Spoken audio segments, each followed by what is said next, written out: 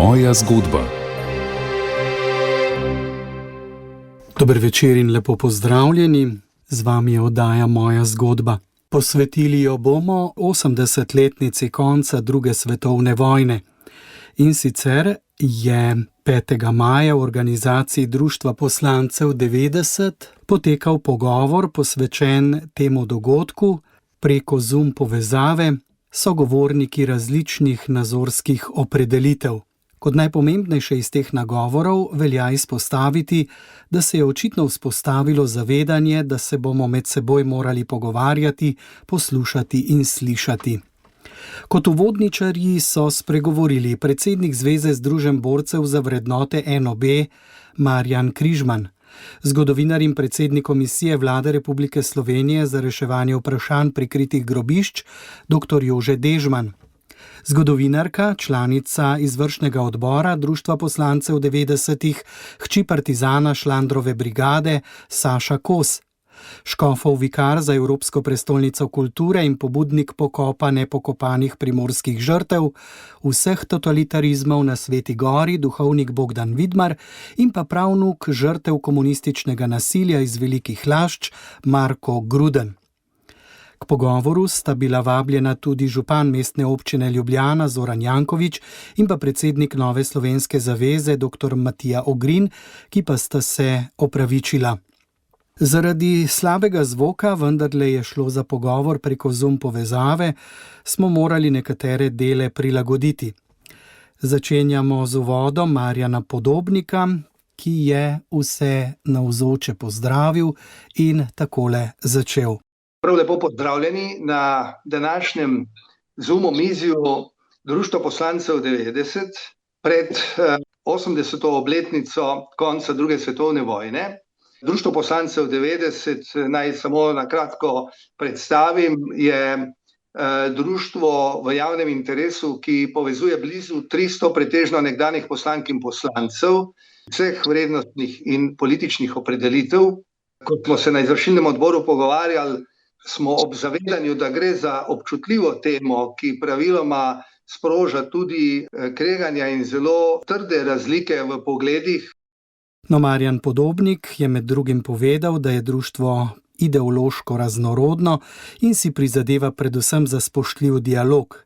Prav tako je omenil pobudo, ki jo je sam naslovil na Ivana Omana, Franceta Bučarja in Borisa Pahorja, da naj bi napisali oporoko, v kateri naj bi mlade pozvali k spravi. Prav tako je Podobnik želel, da bi se ti trije slovenski modreci, ki so veliko prispevali k samostojni slovenski državi, srečali ob vprašanju med- in povojnih dogodkov.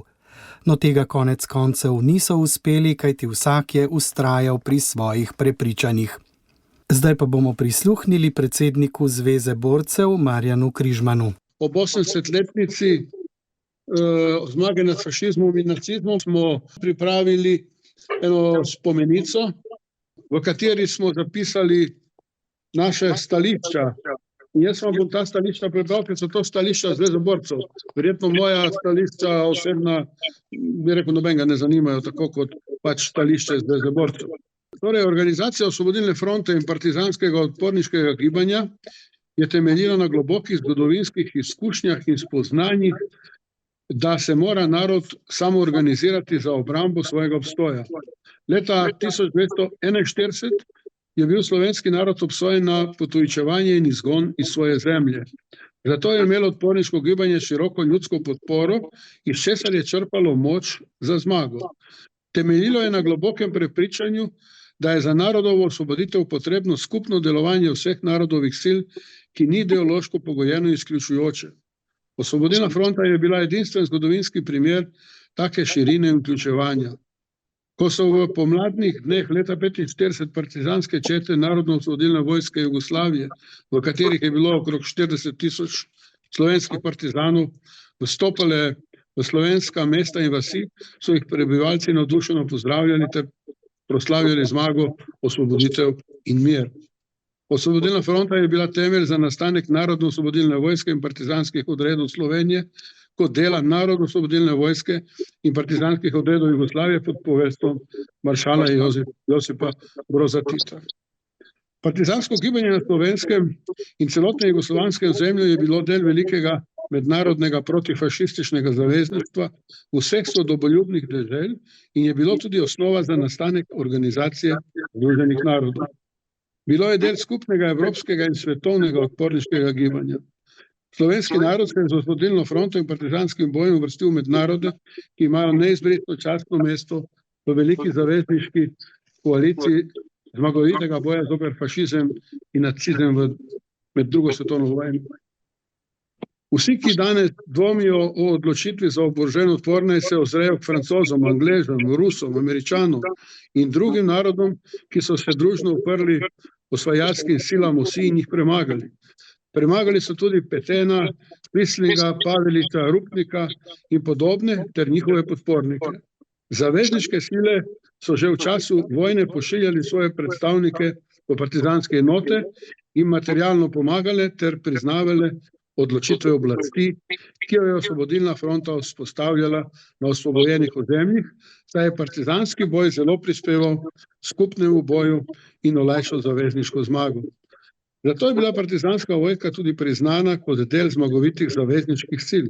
Odpor domačega prebivalstva in partizanska zmaga sta bila ključni tudi v pogajanjih z zavezniki o priključitvi cone B na Primorskem s slovenskim ozemljem. Partizanska in zavezniška zmaga je pomenila poraz okupacijskih vojsk, vključno z domačimi kolaboracijskimi enotami, ki so se še po uradnem koncu vojne tudi z oboroženim bojem prebijale k zahodnim zaveznikom, ti pa so se že prej zavezali, da bodo kvislinske enote vrnili v izvorne države. Povojne poboje vrnjenih pripadnikov okupacijskih vojaških in policijskih enot je Zveza združenih borcev obsodila in izrecno obžalovala. To najdete v spomenici iz leta 1993, v pismu Državnemu zboru pa 1995. leta. Izjava o trajnih vrednotah. Prav tako je jasno izrazila stališče, da imajo vsi umrli pravico do groba. Obenem je ves čas odločno nasprotovala izkoriščanju teh vprašanj za oživljanje in spodbujanje ideoloških političnih nasprotij. To stališče smo zapisali glede narodne pomiritve leta 2013. Tudi zdaj Zveza združenih borcev te dogodke ob izteku druge svetovne vojne obsoja kot dejanje, ki je bilo v nasprotju z osnovnimi načeli civilizacije in človečnosti, ter zavračal naprejšnje delitve prebivalcev na ideološki podlagi. Še naprej se bo zavzemala za sožitje vseh državljanov ob medsebojnem spoštovanju človekovih pravic, ne glede na različne nazore in politična prepričanja. Zavzemala se bo za razvoj, ki bo temeljil na moči argumentov in ne na argumentu moči. Temelj sožitja in ustvarjanja razmer za politični dialog je ustvarjanje zaupanja, ki se gradi na priznanju in sprejemanju zgodovinske resnice, nespremenljivosti zgodovinskih dejstev, na spoštovanje etničnih standardov. Gre za to, da bi drug drugemu odpustili, ne pa pozabili. Vsi dogodki, povezani z drugo svetovno vojno, morajo postati normalen del kolektivnega spomina. Zdaj živeči pa moramo poiskati skupno pot, ki smo jo ljudje udejanjali že prej, prepričljivo pa potrdili s plebiscitom decembra 1990. Pieteta do mrtvih zahteva, da na njihovih grobovih ne bijemo političnih in ideoloških bitk in ne narekuje spoštljiv odnos do vseh mrtvih, vseh žrtev velikega in tragičnega časa naših polpreteklih dni. Nobene potrebe ni prikrivati, da je med partizani in prebivalstvom sploh tlela želja, da bi po osvoboditvi postavili pravičnejšo družbeno ureditev, kot je bila pred vojno. In da je bila Osvobodilna fronta hrbtenica narodno-osvobodilnega in socialnega gibanja za pravičnejšo družbo in ljudsko oblast slovenskega naroda. Niti nekatere problematične in zgrešene poteze in ravnanje oblasti in politikov slovenske države v povojnem obdobju ne morejo izbrisati zgodovinske vloge in ugleda partizanskega gibanja. In zdaj vam bom prebral samo še eno pismo Isidora Cankarja, ki ga je poslal iz Londona nadškofu Rožmanu. Nekdanji minister londonske kraljeve vlade, duhovnik in ugledni diplomat, dr. Isidor Cankar, je svojega prijatelja škofa Rožmana svaril pred tistim, kar je počenjal in kar so počenjali domobranci, a brez uspeha. Rožmanu je posredoval zelo jasno opozorilno pismo.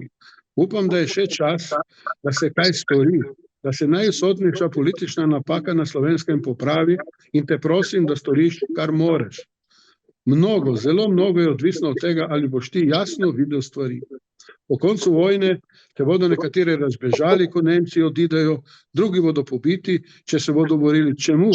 In kdo bo odgovarjal za to nesrečo? S tem se je dr. Cankar že pred vojno odločil za kriterij, da bo škof Rožman največji krivec za pobite domobrance. Tako kot na primer dr. Trstenjak in dr. Grmič po vojni. Dr. Alojzij Kuhar, duhovnik in tudi eden izmed voditeljev SLS-a, ki je posebno prek radia London razvijal propagando proti komunistom in partizanom, je ob dr. Cankarju in Snoju tudi spoznal zgrešenost domobranstva. Tako predsednik Zveze borcev Marjan Križman. Zdaj pa bomo prisluhnili škofovemu vikarju za Evropsko prestolnico kulture in pobudniku pokopa nepokopanih primorskih žrtev vseh totalitarizmov na Sveti Gori, duhovniku Bogdanu Vidmarju. Sem bil med pobudniki za pokop umorjenih po končani drugi svetovni vojni na Goriškem. Imeli smo to konferenco, ki je del širšega dogajanja, že predtem je bila ena konferenca na italijanski strani, ta je bila tokrat v Sloveniji 2. aprila in nekje septembra načrtujemo še tretji del, ki bo ponovno v Italiji in so vključeni tako slovenski kot italijanski zgodovinarji. Na prvi konferenci je dal podžupan mestne občine Nova Gorica, gospod Anton Harej, pobudo, da bi slovenski zgodovinarji govorili o tem, kar smo Slovenci prizadeli hudega Italijanom, in italijanski zgodovinarji, kaj je fašizem prizadel hudega Slovencem, ker običajno so dolge razprave, mi govorimo, kaj so delali fašisti, Italijani pač govorijo o komunističnem nasilju in o ezulih in tako naprej, ne. Tako, jaz sem to pobudo podprl, tako v grobem povedano, kot kažejo zgodovinske ugotovitve. Fašizem vemo, da je trajal četrt stoletja, 25 let. Seveda, to je bila huda zadeva, šlo je za kulturni genocid, za spreminjanje priimkov, ukinjanje slovenskega šolstva in tako naprej. Tukaj seveda so pomembno vlogo odigrali primorski duhovniki, na kar se velikokrat pozablja, ki so bili med prvimi antifašisti v Evropi, ampak res niso primili za orožje, ampak borili so se pa za preživetje naroda, preden je bil ustanovljen TIGR in preden je nastal narodno osvobodilni boj. Jaz sem tudi pač duhovnik in leta 2000 ni bilo niti državne, niti cerkvene, si upam reči, nobenega spomina na ustanovitev zbora svečenikov svetega Pavla. To je bila legalna organizacija primorskih duhovnikov, pa tudi istrskih duhovnikov v narodno-obrambnem gibanju proti fašizmu. Zdaj, kaj se je pa zgodilo po vojni? V samo 40 dneh, se pravi manj kot en mesec in pol, je nova komunistična oblast samo na Goriškem pobila 900 ljudi, 900 Goričanov. Nasprotnikov komunizma morda, ali pa samo dozdevnih nasprotnikov komunizma, kakorkoli. To niso bili samo Italijani, so bili tudi Slovenci, so bili Hrvatje, so bili Nemci, so bili goriški Judje in tako naprej. In tudi niso pobijali samo Slovenci, so pobijali tudi Italijani in tako naprej. Zadeva je kompleksna. Ampak na Goriškem je bilo 900, na Tržaškem, se zelo veliko govori o teh fojbah, je bilo 600 pobitih. No in zdaj glede na to, da je Nova Gorica in Gorica so evropska prestolnica kulture, da vsi nosimo težke nahrbtnike, tako Italijani kot Slovenci, je bila ta pobuda za to konferenco in tudi v okviru tega tudi za pokop mrtvih.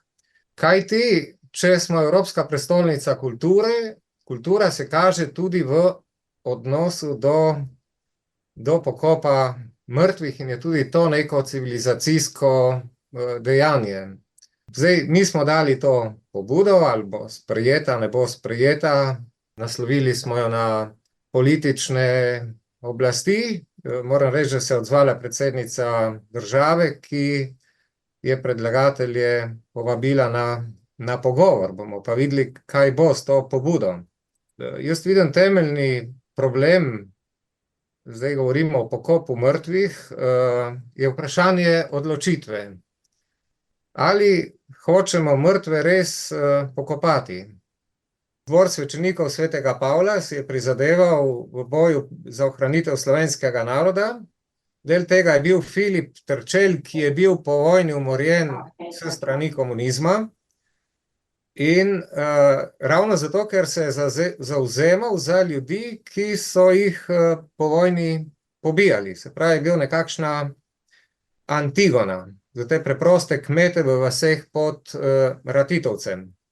Zdaj, kako naprej, kako iz te mrtve točke, ker dejstvo je, da je 80 let od konca vojne, pa mrtvih še nismo pokopali.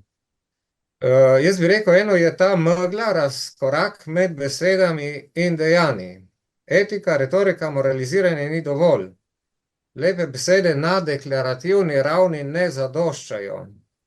Lahko nekdo zelo lepo govori, a je kriminalec in zločinec.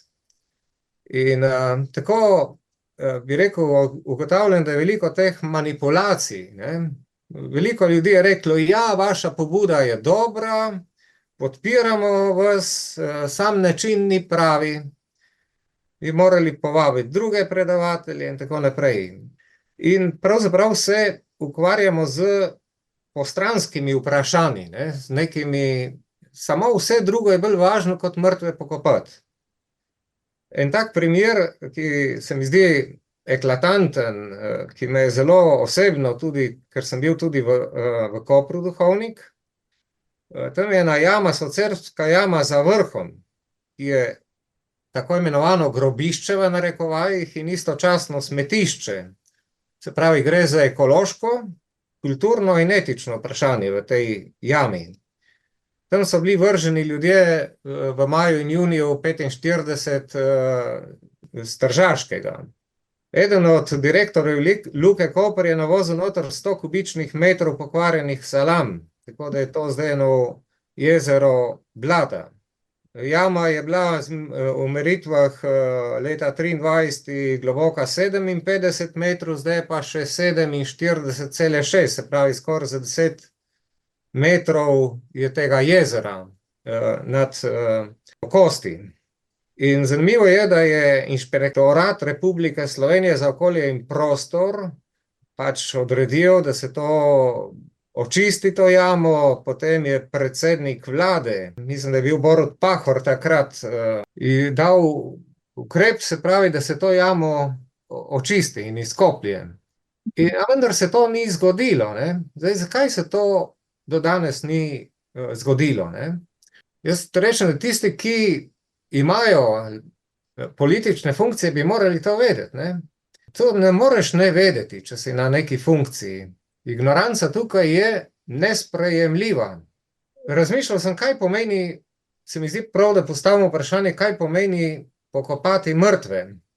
To ni dovolj, da naredimo spomenik, spominski dan, da naredimo na kraju, kjer je morišče, ograje, informativno tablo, krščansko ali budistično znamenje, ne zadostuje niti ustanovitev raznih inštitucij, ki so sicer potrebne, potem niso dovolj simpoziji o polpretekli zgodovini, žalne slovesnosti.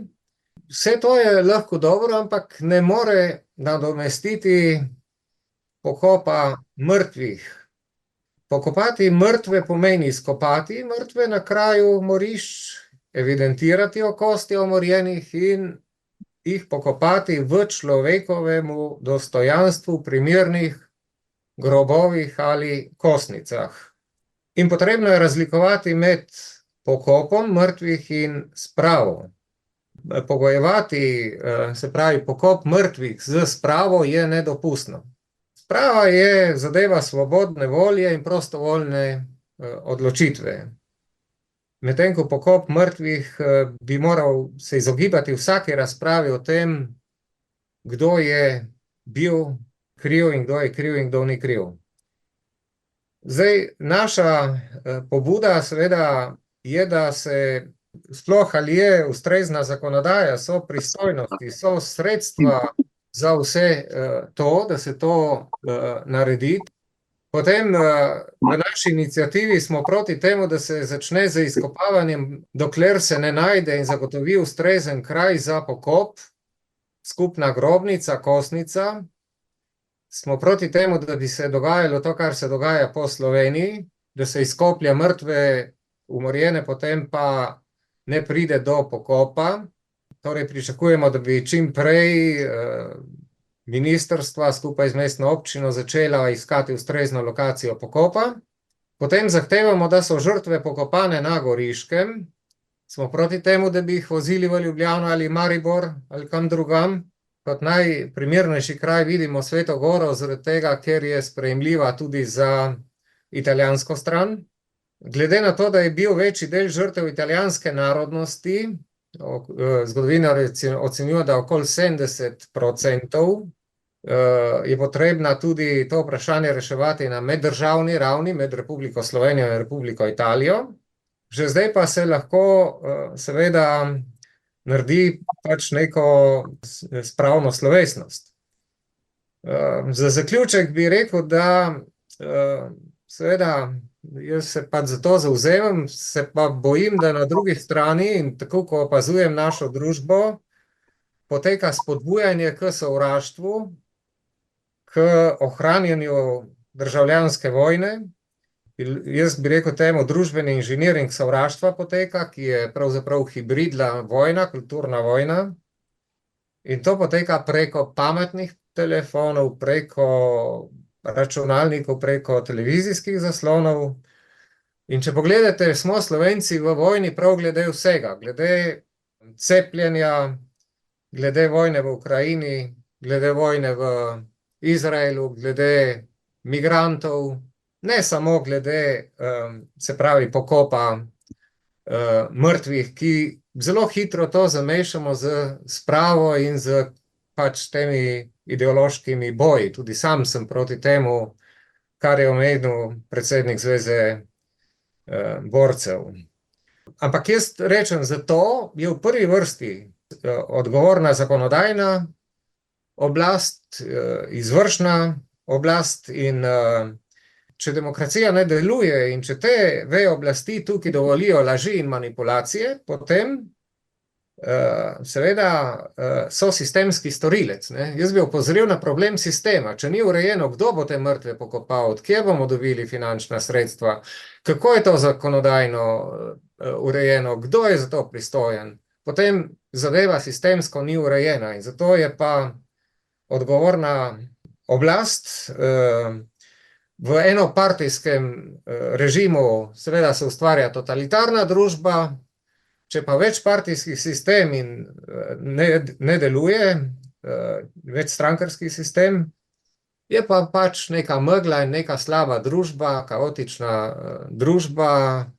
S tem pač bi jaz končal, to je pač moja kritična misel. Hvala, da ste me poslušali. Kritičnim besedam duhovnika Bogdana Vidmarja sledijo besede zgodovinarke, članice izvršnega odbora Društva poslancev 90-ih, Saše Kos. Opravičujemo se za nekoliko slabši zvok. Začela svoje besede s tem. Moja mati je bila iz domobranske družine, moj oče partizan, in vendar sta živela v zakonu, spoštljivo, z ljubeznijo in razumevanjem. Mene in sestro nista nikoli obremenjevala s preteklostjo, temveč naju vzgajala v vrednotah človeškega dostojanstva, resnice in miru. Zato verjamem, da je mogoče živeti skupaj, če znamo poslušati, razumeti in spoštovati. Nekje sem se lotila celotne zgodovine, tudi v svoj domači kraj, bom predstavila, kaj se je dogajalo med vojno. In sicer bi začela nekje za Evropo. 9. maja 2025 bo minilo natanko 80 let od konca druge svetovne vojne, najhujšega spopada v zgodovini človeštva, ki je zahteval več kot 60 milijonov življenj. Med padlimi je bilo kar 27 milijonov sovjetskih državljanov. Danes, 80 let pozneje, znova gledamo vojno, tokrat med Rusijo in Ukrajino. Ta spopad nas opominja, da sovraštvo med narodi ne rodi nič drugega kot tišino vojaških pokopališč. Znova gledamo sveže grobove, znova poslušamo jok mater in otrok. Ta nesmiselna vojna nas opozarja, kako hitro lahko pozabimo lekcije preteklosti. Tudi v Sloveniji je 9. maj poseben dan. Na ta dan leta 1945 je bila osvobojena Ljubljana. To je dan zmage nad fašizmom in nacizmom, pa tudi dan, ko se spoštovanjem spominjamo vse, ki so se borili proti okupatorju in omogočili mir, ki ga danes živimo. Njihova žrtev ne sme biti nikoli pozabljena. Naj bo 9. maj priložnost za razmislek o temeljnih vrednotah, ki so oblikovale našo skupnost. Svoboda, solidarnost, mir. Vrednote, ki niso samoumevne, ampak so bile izbojevane in zato toliko bolj dragocene. Slava vsem, ki so se borili za svobodo. Minilo je 80 let, odkar živimo v svobodni državi. Spominjamo se vseh, ki so prispevali k tej svobodi, ne le z orožjem, ampak tudi s pogumom, zvestobo in vero v boljši svet. Njihova žrtev nas zavezuje, da spoštujemo zgodovino, da negujemo mir, da ne pozabimo, kako krhka je svoboda, če zanjo ne skrbimo. Zgodovine ne moremo spreminjati, lahko pa se iz nje učimo. In to je naša dolžnost. Zato je pomembno, da se resnica o preteklosti ohranja in spoštuje, brez olepšavanja, brez relativizacije vrednot, za katere so padli naši borci za svobodo. Spomin ostaja in naj nas ta spomin vodi k odgovorni prihodnosti.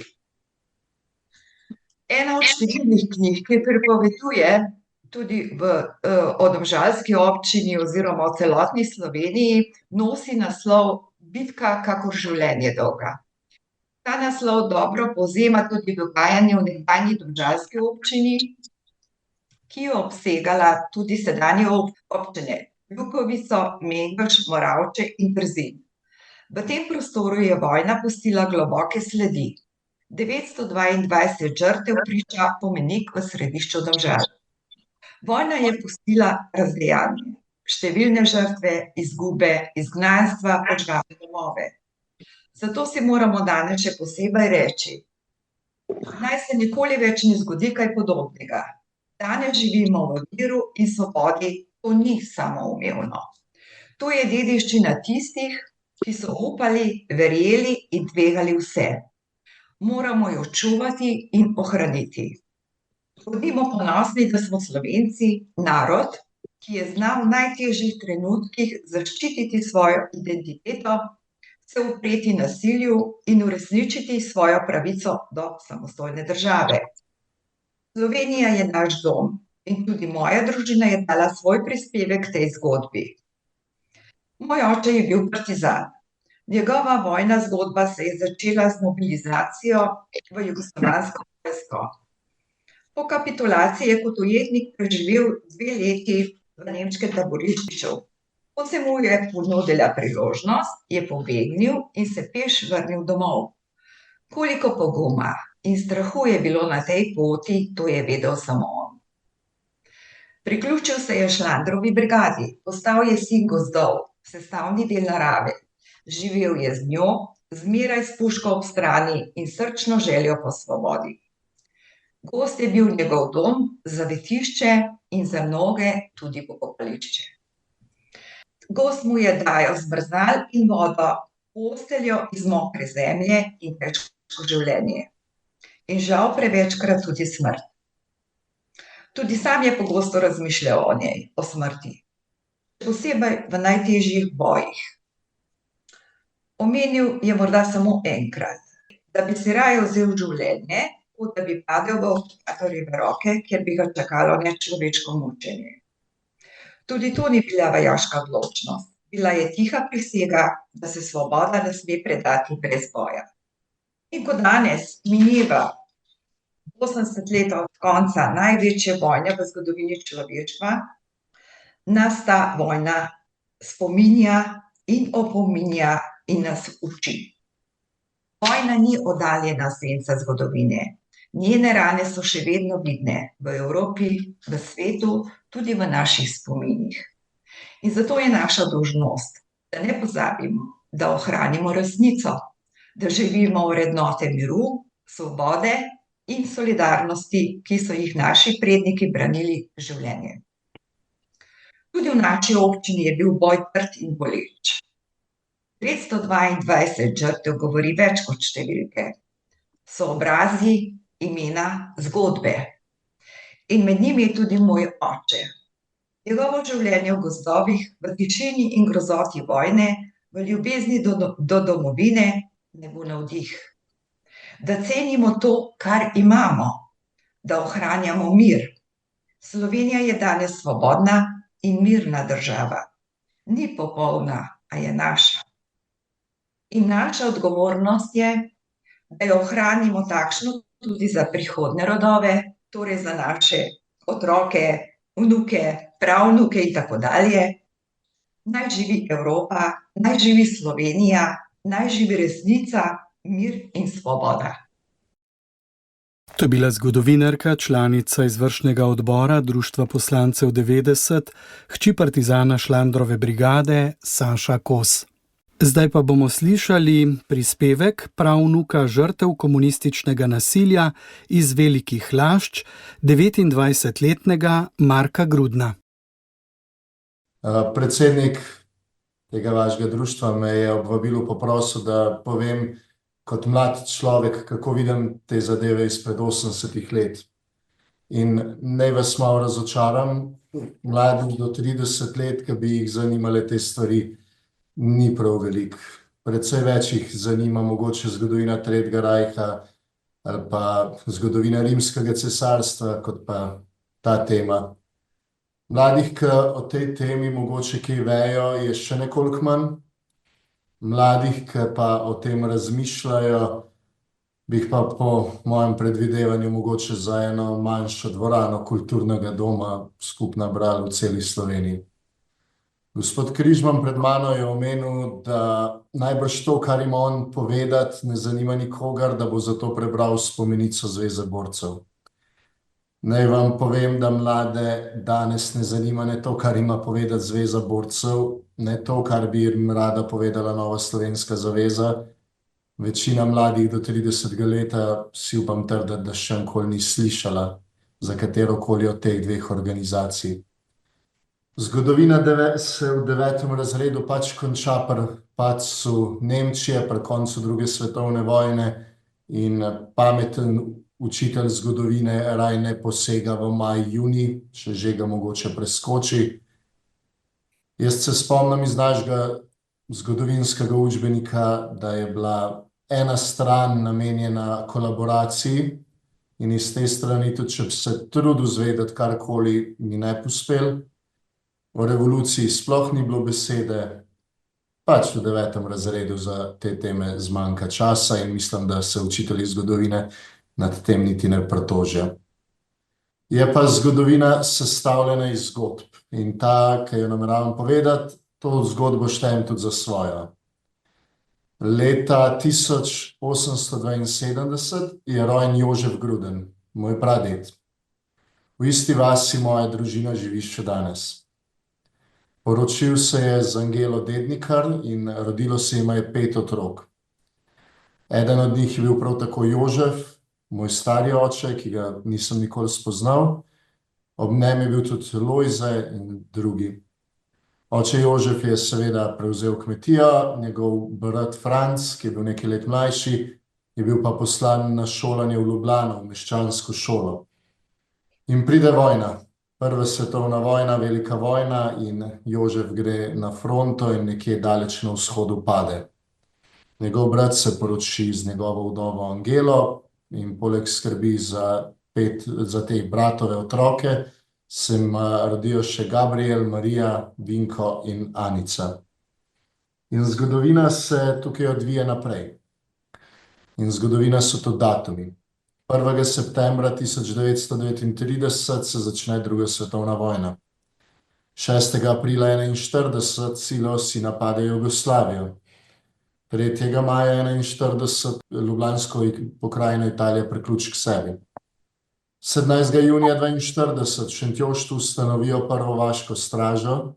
Konec julija, torej konec tega meseca, se v naših krajih, odkudar prihajam, v Velikih Laščah, kasneje tudi na Veliki Slevci in na Karlovci, začnejo formirati vaške straže.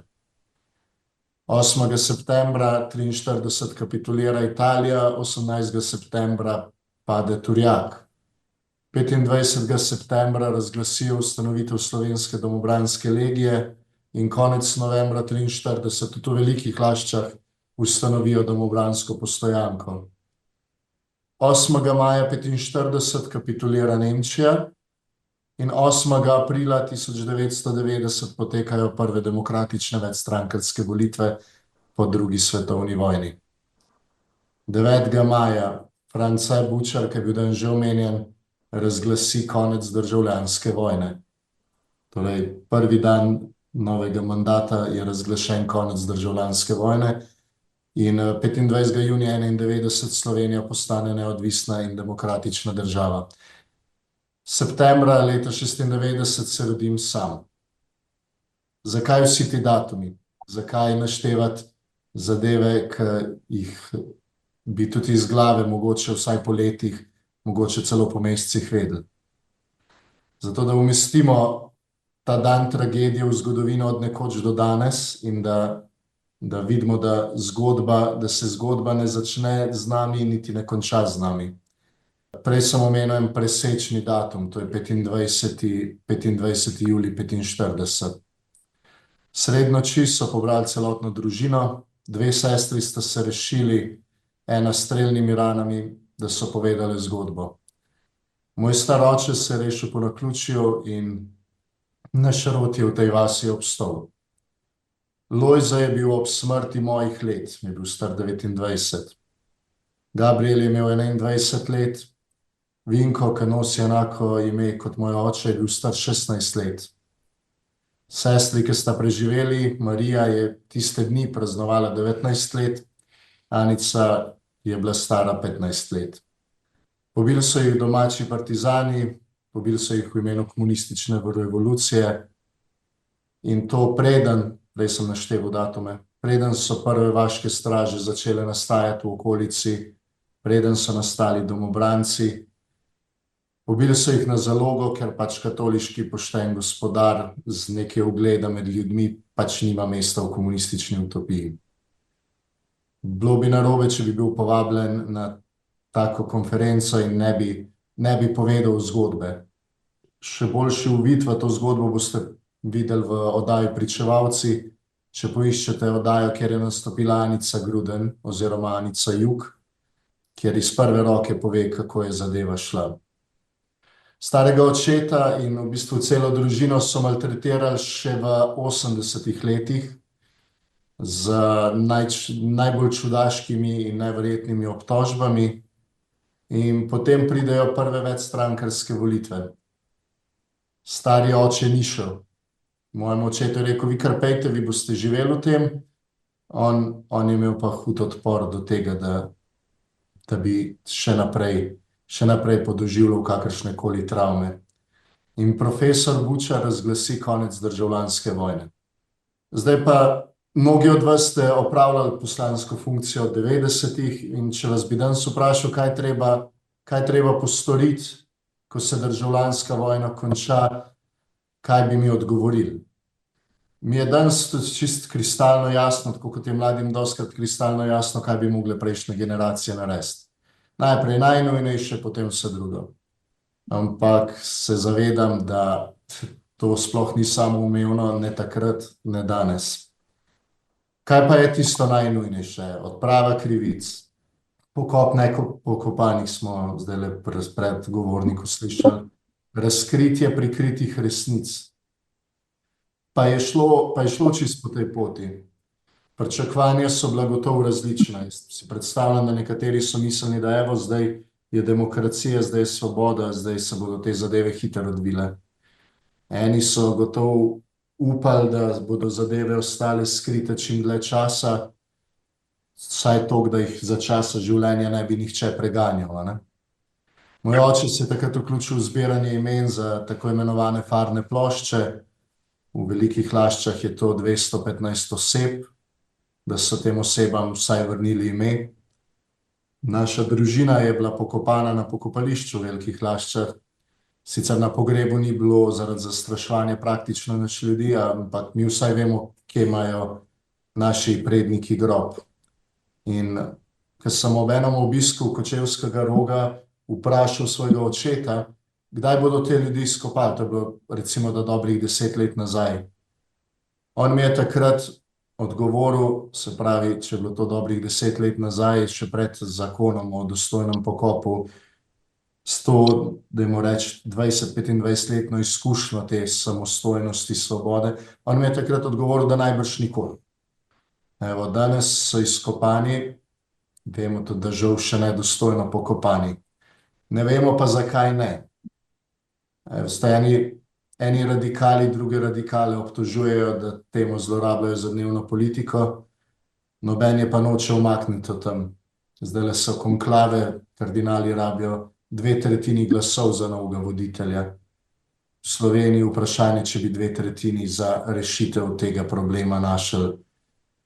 Kako bi mi razložili, kaj je toliko težko najti tisti prostor na Žalah, da se pokoplje ljudi, ki so bili zverinsko umorjeni? Zakaj jih je lažje skladiščiti v enih garažah, jih voziti gor pa dol po Sloveniji? Kdo od vas bi gotovo rekel, da je najlažje storiti nič? Ampak ni res, ne. Tukaj se ne dogaja nič, tukaj se dogaja ogromno, samo ne v pravo smer. Tu se nekateri res trudijo, da se ne zgodi, kar bi se moralo zgoditi. Ampak vam bi pa nekaj zaupal. Mene ne preveva pesimizem glede teme. Jaz sem kar optimističen. A veste, tisti, ki bi si to državljansko vojno želeli igrati še naprej, ne? Sčasoma pomrejo in jaz verjamem, da bo prišel dan, ko bo dostojni pokop tako rutinska zadeva, nekaj, kar je pač treba narediti. Ne, da bi bil nedostojen ali pa na skrivaj ali pa kaj, ampak prišel bo dan tudi v slovenski družbi, ko bo konsenz o tem, da to je treba narediti, te zadeve je treba zapreti, čisto enostavno doseči. To jaz zelo verjamem. Tudi tisti, ki se trudijo skriti resnico ali pa jo zamazati z nekimi ovinki, ne, bodo odšli, resnica pa ostane. Čas ni nikoli na strani laži. Veste, danes se smejimo učbenikom propagande iz Tretjega rajha ali pa iz Sovjetske zveze. Mislite, da se enkrat zanamci ne bodo smejali učbenikom, ki propagirajo nespoštovanje človekovega dostojanstva? Moje vprašanje pa je, kako bo zgodovina sodila generaciji po koncu državljanske vojne, ne kako bo zgodovina sodila tistim, ki so te zločine dejansko izvedli, ampak kako bo zgodovina sodila generaciji, ki je že delovala po koncu državljanske vojne, ki je bila na višku svoje moči v 90-ih, in to ne samo na eni strani, govorimo o generaciji kot celoti, o generaciji, ki ni zmogla narediti tisto, kar je prav. Če vzamemo malo knjižničarskega žargona, ne. Moja generacija plačuje zamudnino za knjigo, ki je generacija pred nami ni vrnila v knjižnico. Če mi ne bomo vrnili v knjižnico moje generacije, bodo generacije za nami plačale samo še večjo zamudnino.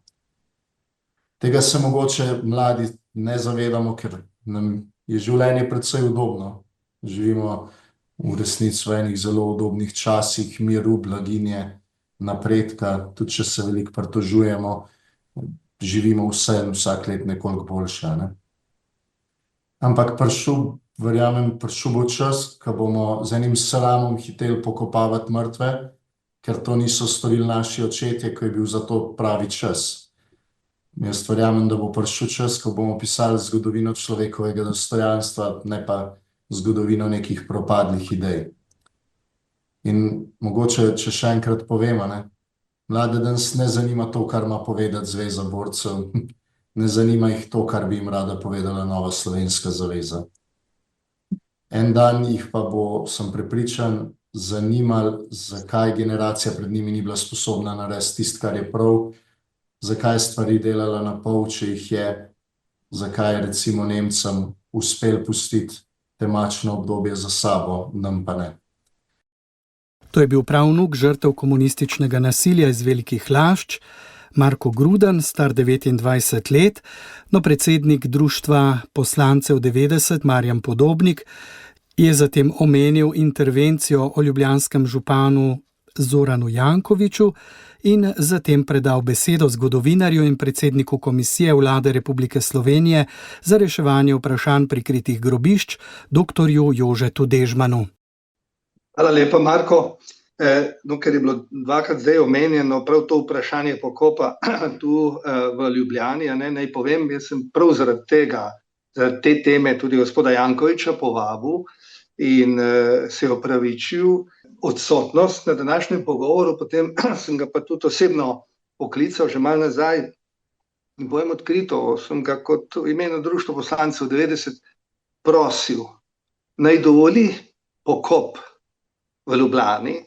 Mi je zelo odkrito povedal, da pač tega pokopa ne na Žalah, ne kjerkoli v Ljubljani pač ne bo, dokler bo on o tem odločil. Jaz sem to obžaloval in sem povedal, da si nikoli ne bi upal niti enemu preprečiti pokopa v občini, kjer bi o tem odločal kot župan, ker bi se bal, da bom nase priklical kakšno prekletstvo, oziroma ne bi se preprosto tega upal narediti, no, in lahko samo izrazim obžalovanje in upanje, da bo tudi to ena od, kot je upanje izrazil tudi Marko, da se bo to tudi nekoč spremenilo. Zdaj pa je še zadnji uvodničar, zgodovinar in predsednik Komisije Vlade Republike Slovenije za reševanje vprašanj prikritih grobišč, doktor Jože Dežman. Izvolite. Poglejte, jaz bi lahko govoril tukaj v nekaj vlogah, no, in bom začel kar v vlogi člana zgodovinske komisije pri Centralnem komiteju Zveze komunistov. To je bil silen organ, ki je določal, kaj je treba vedeti in česa se ne sme vedeti. In če bi ti ljudje, recimo ena Lidija Šentjurc, Sergej Krajger, Mitja Ribičič, to so bili resni kovači zgodovine, in če bi slišali danes, kar je gospod Križnar povedal, kar je povedala gospa Klakočar Zupančičeva zadnjič, kar je delno tudi gospa Kosova govorila, bi takoj sfrčali iz partije. Povsem nemogoče je, da zdaj doživljamo leta 2025 tako sramotno revizijo, v kateri se mogoče, gospod Križman je sramežljivo omenil Tita, ni omenil partije. Drugi kongres Komunistične partije Slovenije je leta 1948 razglasil, da je centralni komitej izpolnil vse naloge, da se je bila izvršena revolucija in da se gradi nov svet. Jaz moram reči, da gospodu Grudnu čestitam za tale govor in jaz nič ne dvomim, da se z mladino da v zgodovini pogovarjati, bi vas pa na nekaj opozoril. V slovenskih družinah se absolutno ne pogovarjajo o zgodovini. To kaže moja izkušnja z vrsto srečanj z srednješolci.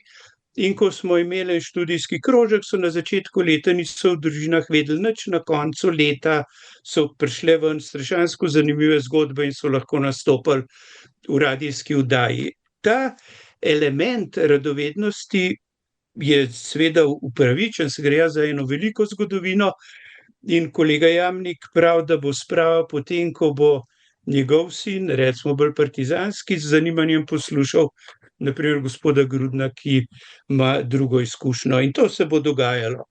Naslednja stvar, ki se mi zdi zelo aktualna, je, da dialog o teh stvarih, to, kar demonstrira ta stran, ki izvaja to revizijo se pravi izbris partije, revolucije in tako naprej. In to slaboumno verzijo naj bi Osvobodilna fronta bila nekakšen organizator partizanskega gibanja, prodaja, se ne zaveda, to je pa tista odgovornost do zgodovine, no, kar je bilo že tukaj večkrat omenjeno, da to si upaš delati, ob tem, da je toliko vedenja že, ob tem, da opozarjamo, da to ni potrebno, da se dela, in ob tem, da so s tem sistemom zavajanja, laži, mitov, tabujev, mitomanije, en sistem že zavozili. Pa se to je pot v bankrot. Ampak tukaj je pa to, kar je gospod Vidmar začel, odnos do smrti. Komunistični, ateistični pokop pomeni nekaj grobišč, okrog 1000, z 20 000 pokopanimi, izbrisane katoliške partizanske grobove, neurejena grobišča v tujini, pomeni odnos do smrti kot, to je ta natopolitična izbira, to ni hec. Izbere se način, kjer kolektiv mrtvih služi kolektivu živih. In ta služenje je tak, kar je Boris Ziherl napisal v s Prešernovo nagrado nagrajeni temi pred letom 50, da pač Prešeren je tako kot mi komunisti misli, da po smrti ni nič. Po smrti je samo funkcija služenja oblasti. In Zveza borcev se noče vprašati, v kakšnem sramotnem stanju so njihovi grobovi in kje so jih razmetali. V popisu smrtnih žrtev druge svetovne vojne, popisa Inštituta za novejšo zgodovino, 62 000 mrtvih nima vpisanega groba. To je ta kulturna katastrofa, o kateri bi se mogli pogovarjati. Ta vstop mrtvih je pa, tako vam povem, to pa le moram reči kot predsednik komisije, ki tudi svojih zdaj 20 let se s to slovensko muko ukvarjam. Huda jama je bil 3. marec vstop, 8. marec Danilo Türk govori o drugorazrednosti, 20. aprila razglasi mesto Ljubljana Titovo ulico, Danilo Türk odleti, 2011 ustavno sodišče Tita prepove častiti in po 7 letih rovovske bitke so mrtvi izkopani in pokopani. Ta hip teče 3. leto od vstopa 3450 umorjenih iz jame pod Macesnovo Gorico v javni spomin in zgodba bo šla, naj se Janković vrti tako ali drugače, šla bo tako, da bodo ti mrtvi pokopani. Mrtvi delajo in imajo svojo moč. Jaz tukaj se nič kaj dosti ne razburjam. Sramotno pa je, neverjetno, da za romske žrtve, za te nesrečne pomorjene otroke, ženske, da nemogoče, da vsa ta silna garnitura, tukaj pa od Spomenke Hribar navzdol, kakšne so to Antigone, kako si gospod Križman drzne reči, vsi umrli imajo pravico do groba. Pa recimo, da gospod Križman domobrance so podkategorija groba. Kaj pa so umorjeni Romi? Se to je porajmos. To je en sramoten blef in to je strašansko nespoštovanje mrtvih. In to so vse stvari, in zdaj, če grem še nazaj gospodu Grudnu, jaz mislim, da je njegov nastop bil artikuliran in kvalificiran, ko smo mi tisto eno skupino maturantov peljali v Hudo jamo in so potem napisali, kaj mislijo, so rekli, to je zločin, to je treba vedeti, to je treba obsoditi, to je treba pokopati. In tukaj sploh ni kaj dosti razmišljati. S tem sprenevedanjem, ki ga zdaj doživljamo, pač namo nikamor prišli, ampak če bo Slovenija normalna demokratična država, bomo šli z vsemi temi procesi naprej. Narejenega je bilo ogroman, če zaključim z zadnjim posvetom v Budimpešti, kjer so bili Poljaki, Čehi, Slovaki, Madžari, Moldavci, Ukrajinci. In po mojem referatu je sklep zelo enostaven. Hujših zločinov, kot so bili v Sloveniji po 2. svetovni vojni, ni. In tudi toliko raziskanega, kot je bilo v Sloveniji, tudi tega nimamo. Tako da se lahko za vso odgovornost postavimo na tisto stran, kjer spravo vidi kot sprejetje resnice in iskanje resnice. Hvala vam za potrpežljivost. To je bila današnja oddaja Moja zgodba. Objavili smo pogovor, ki ga je pripravilo Društvo poslancev 90 ob 80-letnici konca 2. svetovne vojne, zmagi nad fašizmom in nacizmom ter našim odnosom do žrtev fašizma, nacizma in komunizma. Pogovor je potekal preko Zoom povezave v ponedeljek 5. maja. In ob tem morda kot najpomembnejše izpostavimo, da se je očitno vzpostavilo zavedanje, da se bomo med seboj morali pogovarjati, poslušati in slišati. Hvala za pozornost in lahko noč.